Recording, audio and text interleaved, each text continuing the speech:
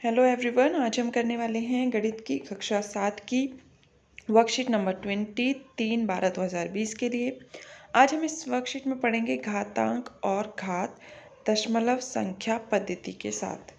ठीक है, अब यहाँ पर कुछ दोहराने के लिए बताया गया है। बहुत बड़ी संख्याएं पढ़ने, समझने, तुलना करने में हम घातांकों का प्रयोग करते हैं। ठीक है, बहुत बड़ी बड़ी जो संख्या होती है उसमें हम घातांकों का प्रयोग करते हैं। किस तरीके से करते हैं? संख्या का प्रसारित रूप, आपके पास एक संख्या दे रखी है, ये वाली 47,561। अब इसको प्रसारित रूप में यानी कि खोलकर किस तरीके से लिख सकते हैं? इसको हम लिख सकते हैं 4 गुणा में 10,000। ठीक है, 4 के बाद जितनी संख्याएं हैं उतनी जीरो आ गई 1 के बाद। अब 7 के बाद जितनी संख्या है प्लस में 7 गुना में 1 के साथ उतने जीरो आ गए। फिर 5 के बाद 2 संख्याएं हैं तो 5 गुना में 100 लिख दिया। 6 के बाद एक संख्या, 6 गुना में 10 लिख दिया, जमा 1 हो गया। अब बोला है इसमें संख्या 10,000 का संक्षिप्त रूप हम घातांकों का प्रयोग करके किस तरीके से लिख सकते हैं? संक्षिप्त रूप यानी कि छोटा रूप। वो किस तरीके से होगा बच्चों? इसको हम लिख सकते हैं 4 बार 10 को गुना करेंगे तो 10,000 आएगा। 10 गुना 10 गुना 10। अब ये 4 बार 10 है तो इसका मतलब 10 की घात हम 4 लिख सकते हैं। अब इसी तरीके से 1,000 को 10 के घात के रूप में अगर हमें लिखना हो तो 1,000 को हम लिख सकते हैं 10 गुना 10 गुना 10, और ये 10 जो है वो 3 बार आया है तो 10 की घात 3 हो गया। ओके, अब आगे बढ़ते हैं। किसी भी संख्या को 1.0 और 10.0 के बीच की एक दशमलव संख्या जिसमें 1.0 सम्मिलित है और 10 की घात के गुणनफल के रूप में व्यक्त किया जा सकता है। संख्या के इस रूप को उसका मानक रूप कहते हैं। इसका मतलब क्या हुआ? अभी हम आगे देखेंगे इसका मतलब क्या होता है। ये आपको उदाहरण से बहुत अच्छे से समझ में आएगा। ये देखिए, आपको उदाहरण दिया हुआ है एक, ये संख्या दी हुई है आपको, इसको घातांक के रूप में व्यक्त करना है। घातांक के रूप में व्यक्त करने के लिए बच्चों हमें क्या करना होगा? पहले तो इसका प्रसारित रूप लिखेंगे हम। अभी जैसे हमने ऊपर किया था, पहले 3 लिखा और 3 के बाद जितनी संख्याएं हैं उतने ज़ीरो लगा दिए। ठीक है, उसके बाद हमने 9 लिखा और जितने भी संख्याएं हैं 9 के बाद ज़ीरो लगा दिए। फिर हमने ज़ीरो लिखा।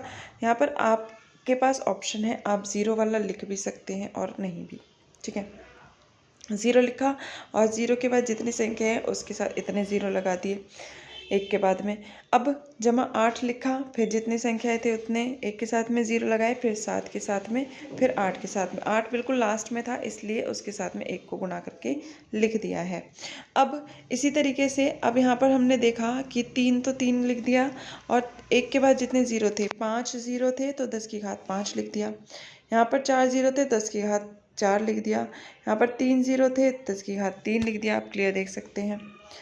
और यहाँ पर 2 ज़ीरो हैं तो 10 की घात में 2 लिख दिया, 8 गुना।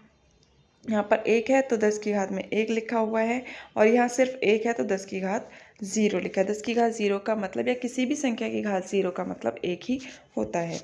ठीक है, यहाँ 10 के घातांक अधिकतम मान 5 से आरंभ होते हुए एक एक करके घटते हुए 0 तक आ जाते हैं। इस तरीके के घातांक के रूप में जब हम लिखते हैं।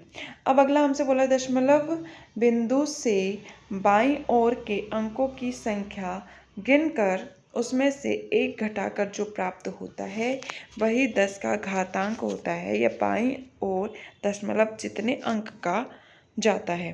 किस तरीके से बोला गया है ये भी आप उदाहरण से समझिए। ये देखिए, आपको ये एक संख्या दे रखी है, इसका मानक रूप लिखना है। अब मानक रूप में लिखने के लिए बच्चों हमें क्या करना होता है? सबसे पहले आपको याद रखना है कि यहाँ पर बाईं ओर जो पहली संख्या है इसके बाद दशमलव लगेगा। ठीक है, जैसे बाईं ओर सबसे पहली संख्या है 3, तो 3 के बाद दशमलव आना चाहिए। बाकी संख्याएं जो होंगी उसके पीछे लिखी जाएंगी दशमलव के। लेकिन हमारा दशमलव था यहाँ पर पीछे से, मतलब दाएं ओर से एक संख्या के पहले था, तो हमने कितनी संख्या इस तरफ लेकर आए हैं दशमलव को, ये हमें काउंट करना होगा। 8 के पहले था तो हमने लिया 1 2 3 4। ठीक है, 4 संख्याओं के पहले दशमलव आ गया, तो जब आपका दशमलव बाईं ओर चलेगा तो गुणा में लिखेंगे उतने ही ज़ीरो एक के साथ में, ठीक है। और जब इसको घातांक के रूप में लिखेंगे तो ये तो अब ऐसे ही रहेगा, और घातांक के रूप में जितने ज़ीरो थे उतनी घात आ जाएगी। अब एक और संकेत यहाँ पर दिया हुआ है, 1.0 और 10.0 के बीच की एक दशमलव संख्या यहाँ पर आपको दी हुई है।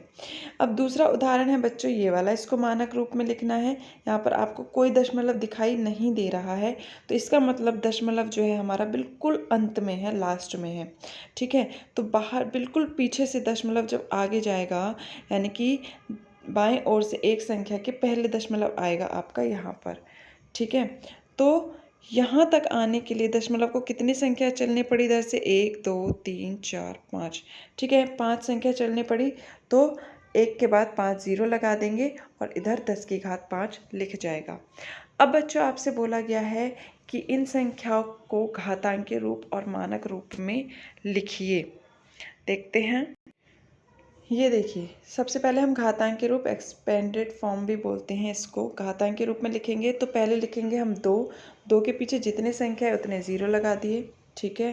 5 थी तो 5 ज़ीरो लगा दिए। फिर 7, जमा का साइन आएगा हमेशा, जमा 7, और 7 के पीछे जितनी संख्या है, 4 संख्या है तो 4 ज़ीरो आ गए इधर।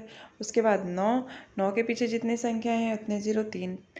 फिर आया 4, 4 के पीछे जितने संख्या है उतने ज़ीरो, ठीक है। अब यहाँ पर एक और आप ऐड कर सकते हैं, जमा, इसके बाद आप लिख सकते हैं जमा 0 गुना में, 0 के बाद एक संख्या है तो आप यहाँ पर 10 लिख सकते हैं, ठीक है। अब और उसके बाद लास्ट में बचा हमारे पास 4, तो आप यहाँ पर लिख सकते हैं 4 गुना में 1, ओके, जैसे हमने उदाहरण में देखा था। या फिर आप ज़ीरो वाला नहीं भी लिखेंगे तो भी चलेगा, लेकिन आप लिख दीजिएगा।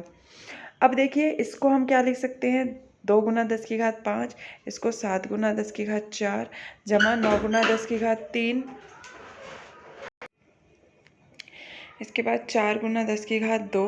और अभी जैसे हमने बताया था, अगर ज़ीरो वाला आप लिखेंगे तो इसी के बीच में आपको डालना होगा 0 गुना में 10 की घात 1, और जो फिर लास्ट वाला आएगा प्लस 4 गुना में 10 की घात 0, ओके। या फिर आप डायरेक्ट ऐसे भी लिख सकते हैं, तो भी आपका गलत नहीं माना जाएगा, ओके। अब स्टैंडर्ड फॉर्म यानी कि मानक रूप में इसको कैसे लिखेंगे।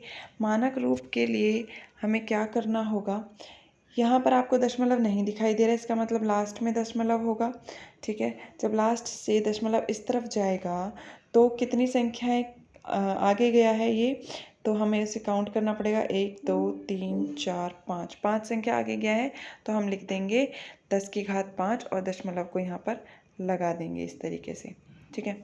अब इसी तरीके से अगला प्रश्न, इसको खोलकर लिखना है आपको। आप ज़ीरो वाला चाहें तो लिख भी सकते हैं, नहीं तो आप डायरेक्ट ऐसे भी लिख सकते हैं इसको। ज़ीरो वाले को आपको संख्याओं को स्किप करना होगा। 3 के बाद कितनी संख्याएं हैं, काउंट करेंगे तो हम 6 संख्याएं हैं, तो 6 ज़ीरो आ गई। अगर आप इसके बीच में डालना चाहते हैं तो यहाँ पर आप डाल भी सकते हैं, प्लस में 0 गुना में 10 की साथ में 5 ज़ीरो लगाएंगे आप, ठीक है। और इसके बाद एक और है आपका ज़ीरो, तो गुना में 10 के साथ में 4 ज़ीरो, ठीक है। यहाँ पर आपको 4 ज़ीरो लगाने होंगे, इस तरीके से आप डाल लीजिएगा। और उसके बाद आपका आता है 6, प्लस में 6 गुना में 3 ज़ीरो, और फिर 1 गुना में 2 ज़ीरो, 9 गुना में 1 ज़ीरो 10 के साथ, और प्लस में 4 आ जाएगा, ठीक है। अब जब आप इसको घातांक के रूप में लिखेंगे तो ये हो जाएगा 3 गुना में 10 की घात 6।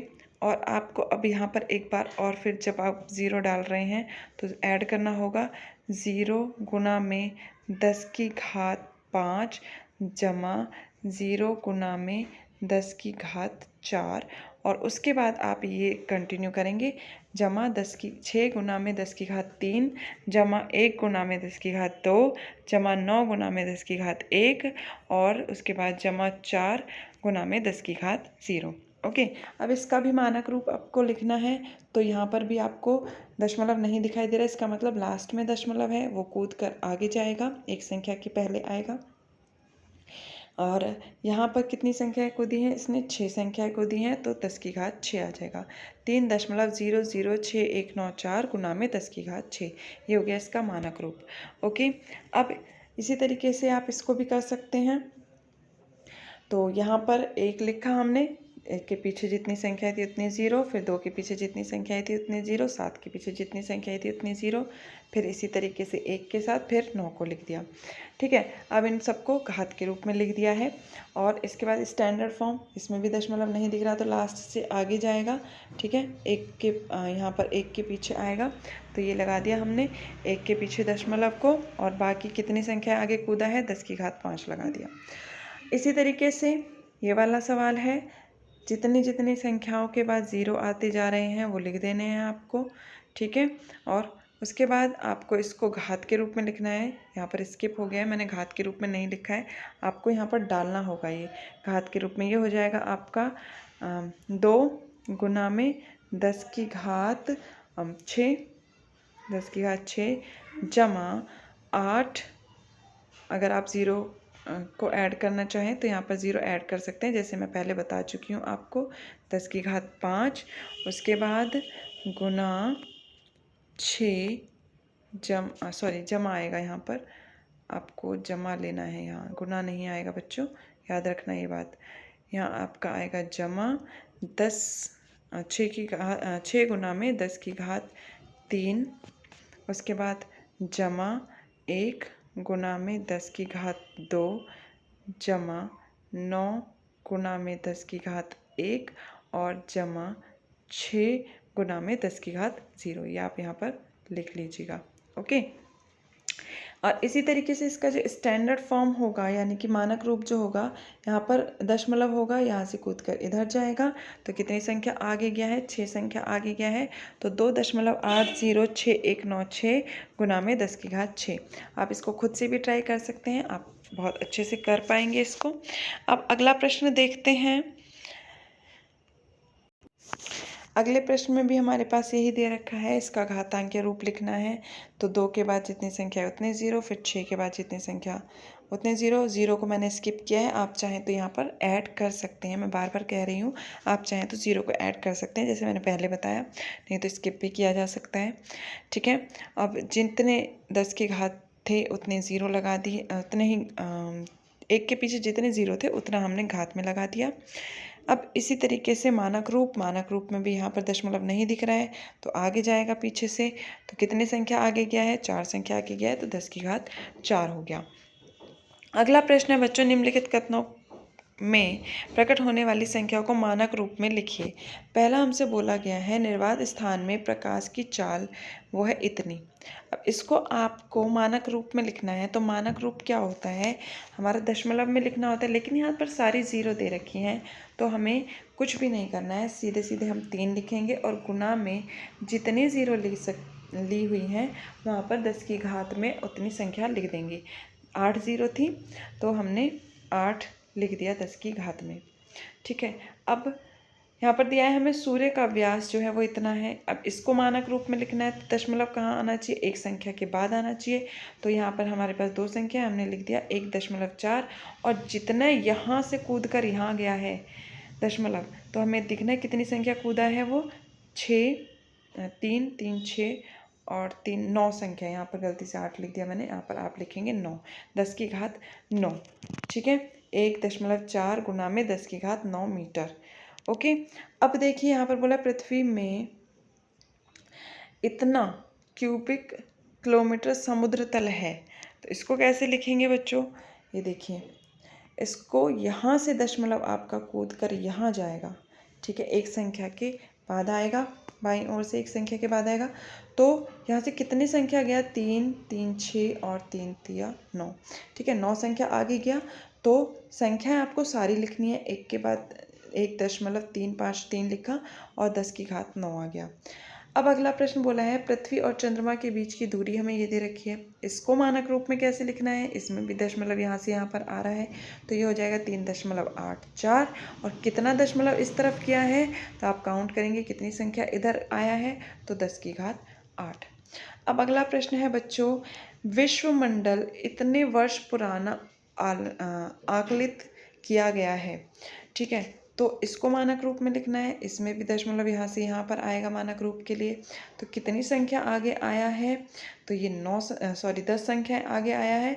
तो 1.2 गुना में 10 की घात 10 हो जाएगा। आई होप आपको ये वर्कशीट समझ में आ गई होगी। आज के लिए इतना ही, मिलते हैं बच्चों नेक्स्ट वर्कशीट में।